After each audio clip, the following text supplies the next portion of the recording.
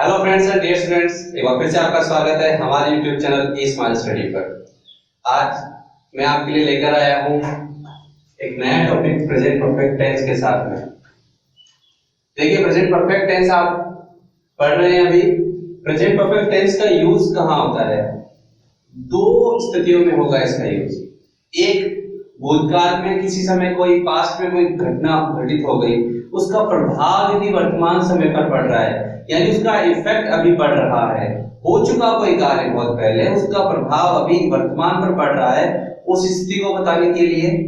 और जो दूसरी स्थिति वो है कि हाल ही में घटित घटना, जैसे अभी मान लीजिए 9 बजे हैं तो कोई घटना 8:30 बजे हुई है या 8 बजे हुई है, उसको बताने के लिए भी प्रेजेंट परफेक्ट टेंस का यूज होता है।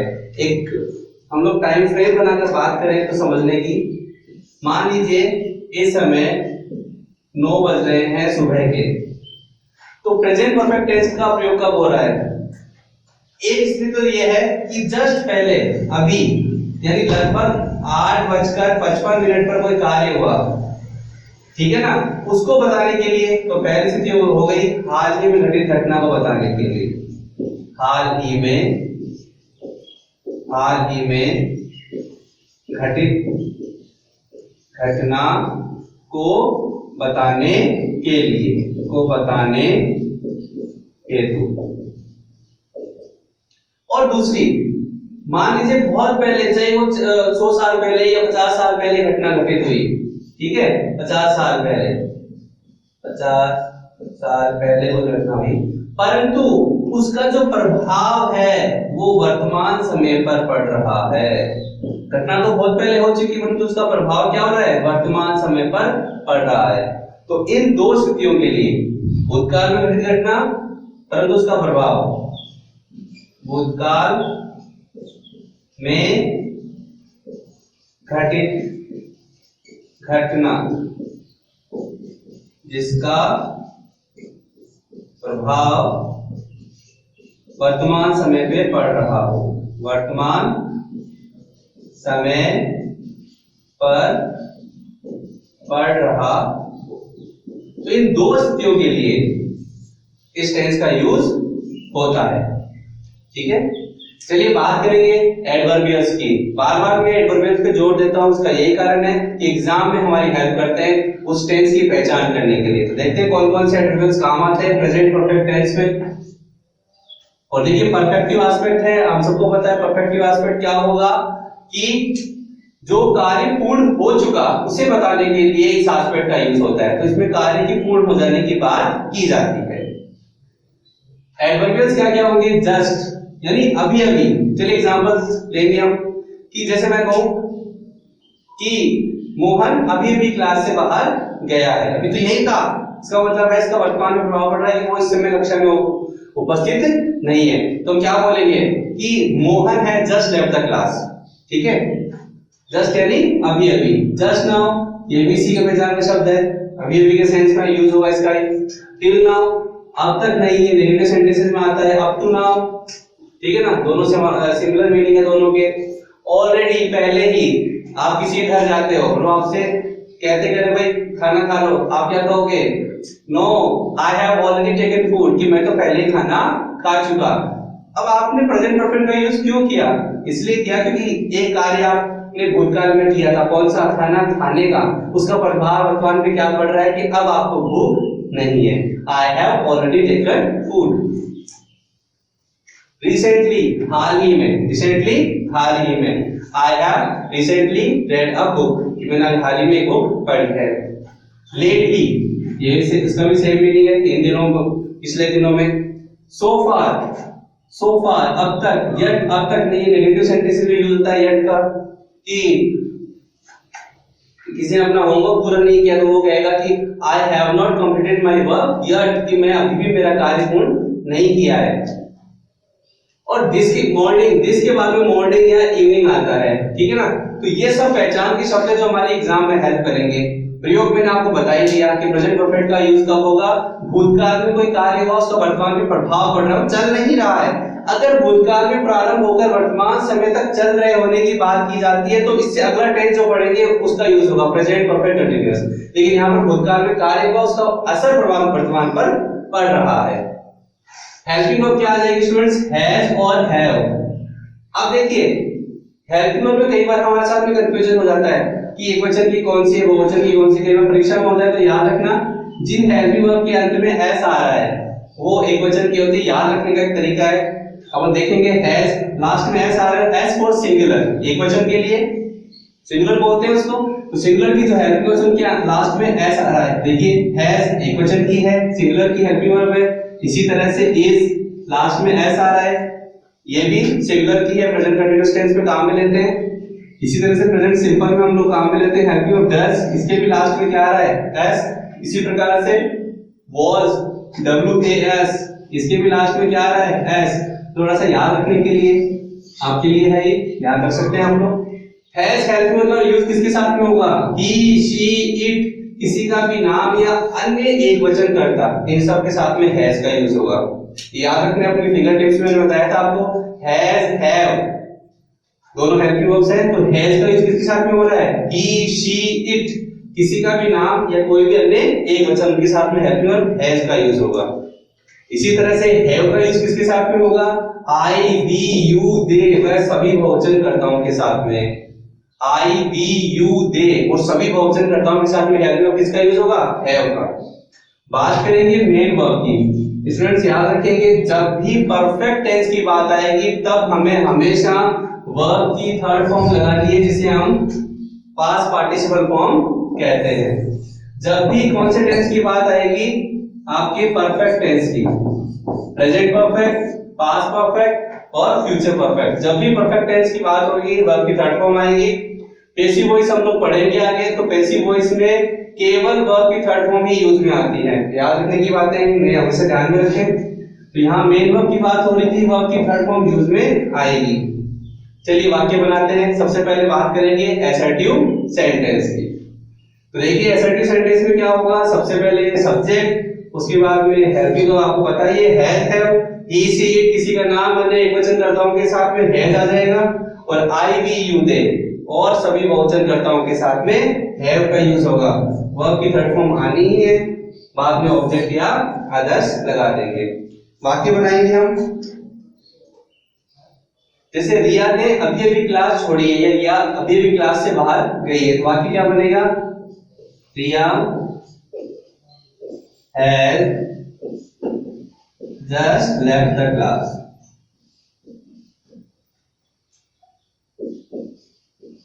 रिया has just left the class.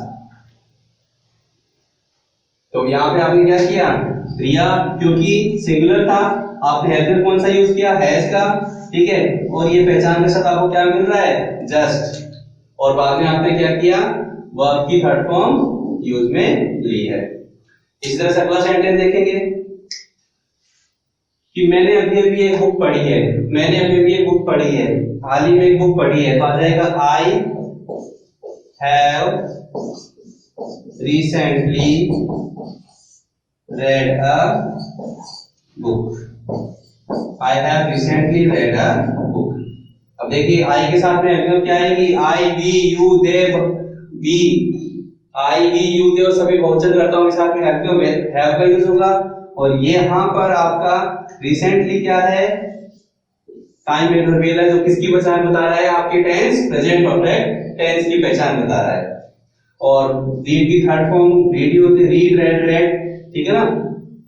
जैसे Rahul has already completed his work. Completed his work कि राहुल जो है वो पहले अपना कार्य पूर्ण कर चुका है। देखिए यहाँ पर एक बार फिर से ध्यान से देखिए, राहुल सब्जेक्ट है और ये क्या है? सिंगुलर। सिंगुलर सब्जेक्ट है तो उसके बाद में हेल्पिंग वर्ब क्या आ जाएगी आपकी? हैज। और वर्ब की यहाँ पर कौन सी फॉर्म आ रही है? थर्ड फॉर्म आ रही है। और यहाँ पर आपको एडवर्बियल कौन सा मिल रहा है? यदि आपसे एग्जाम में पूछा जाता तो ऑलरेडी, पहले से ही। तो ये कौन से टेंस की पहचान शब्द है? हमारे जो हम पढ़ रहे हैं प्रेजेंट परफेक्ट टेंस, उसकी पहचान के लिए टाइम एडवर्बियल है। देखिए हर सेंटेंस में मिल रहा है, जस्ट मिल रहा था, यहाँ रिसेंटली मिल रहा है, यहाँ ऑलरेडी। तो जितने भी टाइम इंटरवल्स आपको बताए वो सब हमें याद रखने और हमें ध्यान में रहेगा कि ये कौन से टेंस में काम में आ रहे हैं, प्रेजेंट परफेक्ट टेंस में। एक एग्जांपल और लेते हैं स्टूडेंट्स।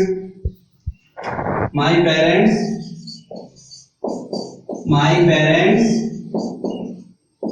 हैव reached here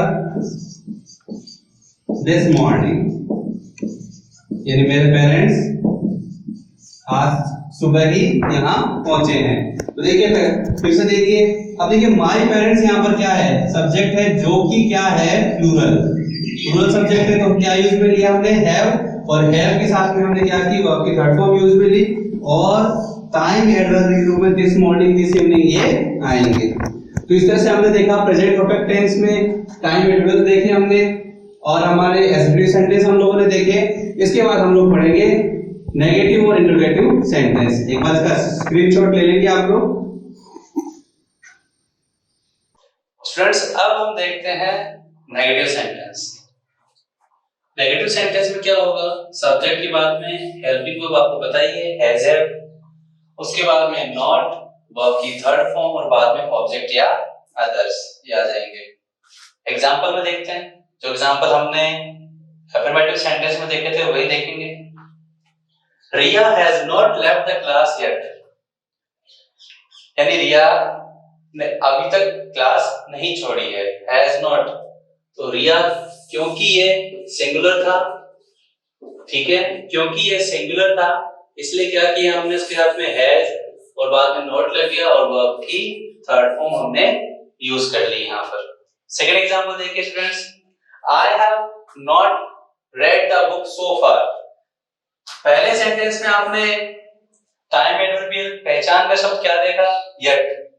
दूसरे में देखिए आप सो फार।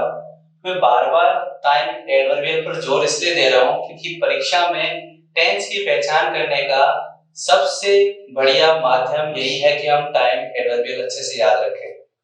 I have not read the book so far, यानी मैं इस किताब को अब तक नहीं पढ़ा है। थर्ड एग्जांपल देखिए students, they have built the bridge up to, they have not built the bridge up to now, यानी उनसे ये ब्रिज अभी तक नहीं बना है। यहाँ पर भी देखिए पहचान का शब्द आपको मिल रहा है up to now।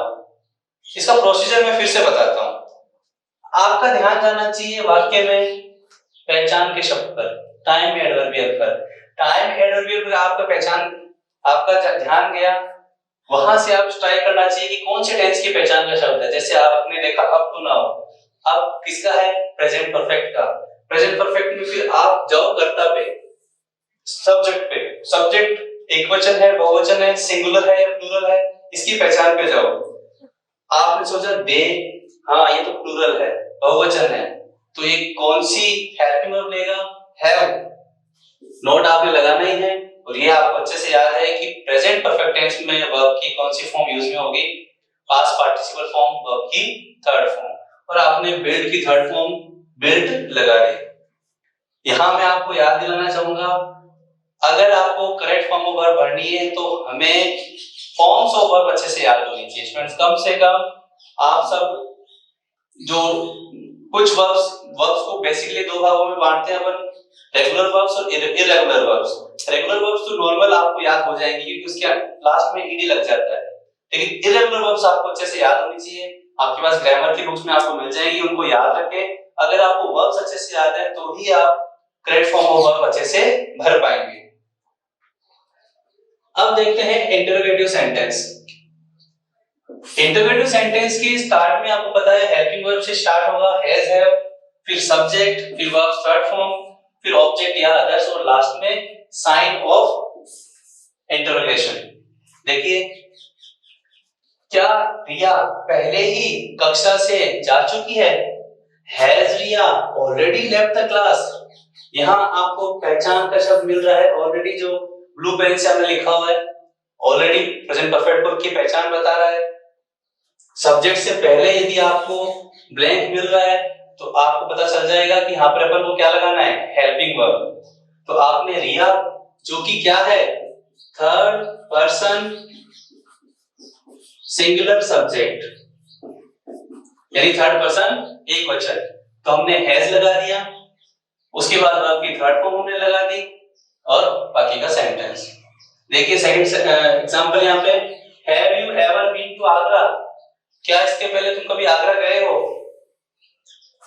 तो देखिए हैव से स्टार्ट हुआ था हैव यू एवर, यहाँ पर एवर के साथ में आप देखिए परीक्षा में यदि आता सवाल तो क्या होता, बी की फॉर्म दी होती, पहले भी मैंने बताया था आपको। तो वर्ब की थर्ड फॉर्म, बी की थर्ड फॉर्म क्या हो जाएगी, बीन। देखिए बी की जो फॉर्म्स किस प्रकार से होंगी, प्रेजेंट फॉर्म क्या होगी, इसको अपन वर्ब की बेस फॉर्म बोलेंगे, ये आपकी हो गई बेस फॉर्म बी। अब वर्ब की प्रेजेंट फॉर्म, वर्ब की प्रेजेंट फॉर्म इसमें हो जाती है इज, एम, आर। वर्ब की पास्ट फॉर्म हो जाएगी was and were, was और were। और ये आपकी कौन सी फॉर्म हो गई, पास्ट। वर्ब की आपकी past participle form, past participle form हो जाएगी बीन। और आपकी present participle form, present participle form आपकी हो जाएगी बीइंग। ये याद होनी चाहिए, कई बार इससे रिलेटेड क्वेश्चन आते हैं और हम गलत कर बैठते हैं। ये पांचों फॉर्म होती है, बी की बेस फॉर्म आपकी हो जाती है बी, प्रेजेंट फॉर्म इसकी इज, एम, आर और सब्जेक्ट के अकॉर्डिंग लगा देंगे वो तो, और पास्ट फॉर्म आपकी हो जाएगी was, were और पास्ट पार्टिसिपल फॉर्म आपकी हो जाएगी been और प्रेजेंट पार्टिसिपल हो जाएगी आपकी being। नेक्स्ट एग्जांपल देखेंगे students, has he never eaten burger. अब आप पूछ रहे हैं किसी से कि अरे उसने आज तक कभी बर्गर खाया ही नहीं। अब ये बात शहर वालों के लिए लागू हो सकती है, हम लोग गांव में जो रहते हैं वो तो बर्गर वगैरह कुछ खाते नहीं है। Has he never eaten burger, तो यहां पर भी आप देखिए नेवर के साथ में आपने क्या किया है, has he never eaten burger, कि क्या उसने आज तक कभी बर्गर नहीं खाया है। अगला हम देखेंगे नेगेटिव इंटरोगेटिव सेंटेंस। देखिए अगर आपको इंटरोगेटिव सेंटेंस अच्छे से आ रहे हैं, नेगेटिव अच्छे से आ रहे हैं, तो यहां भी कोई प्रॉब्लम नहीं होने वाली आपको। स्टार्ट में हैज है, फिर सब्जेक्ट, फिर not, verb third form, object and others. Example देखिए, hasn't Riya left the class yet, क्या रिया ने अभी भी क्लास नहीं छोड़ी है। इसमें क्वेश्चन भी है और नेगेटिव भी है। Next example, haven't you ever been to Agra, कि तुम कभी भी आगरा नहीं गए हो। तो यहां पर ये अपना प्रेजेंट परफेक्ट टेंस कंप्लीट होता है। स्टूडेंट्स इसको इसका स्क्रीनशॉट ले लें।